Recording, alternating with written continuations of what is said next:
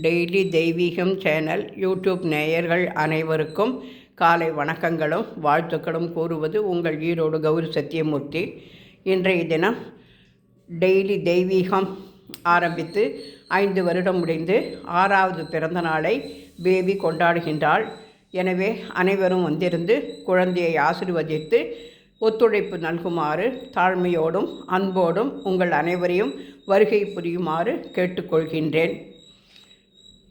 பேபிக்கு செம்பருத்தி மலர், ரோஜா மலர், தங்க நிற பட்டு பாவாடை சட்டை அணிவித்து பவழமல்லி மாலை 2 சரமாக போட்டு மஞ்சள் வஸ்திரம் சாத்தி கீழே குழந்தை விரும்பும் கோலத்தை அழிக்கும் குழந்தை அல்லவா, எனவே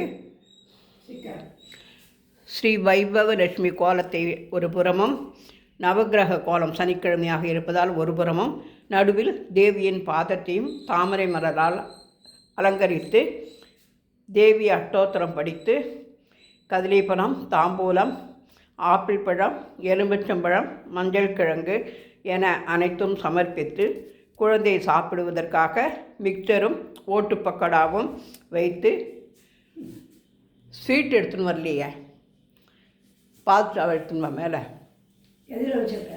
மேல் தட்டில் வெள்ளை டப்பால் இருக்கு பாரு.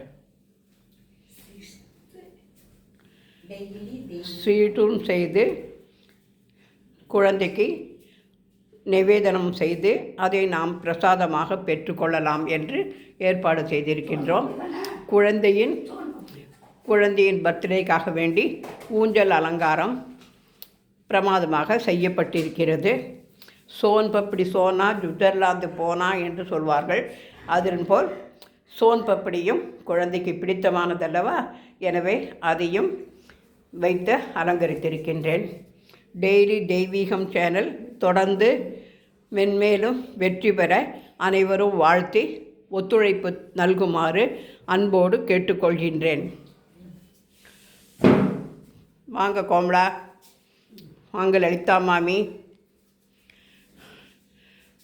டெய்லி தெய்வீகத்தோடு இன்றைக்கி 6வது பிறந்த நாளை கொண்டாடுறோம். நீங்கள் 2 பேரும் குழந்தைகளை வாழ்த்துங்க. 6th happy birthday to daily Deiveegam. Happy birthday to Deiveegam. Happy birthday to Deiveegam. Happy birthday to daily Deiveegam. Happy birthday to 6th தெய்வீகம். வந்து நடத்தி கொடுத்ததுக்கு ரொம்ப நன்றி. சாயங்காலம் துளசி பூஜை இருக்குது. உத்தான துவாதசி பூஜையை காத்தால பண்ணணும். எல்லோரும் காத்தால சௌரியப்படாதுங்கிறதுனால இன்றைக்கி சாயங்காலமே பண்ணுறேன். எல்லோரும் வந்திருந்து நடத்தி கொடுங்க. அனைவரையும் சாயங்காலம் வருக வருக என வரவேற்கின்றேன்.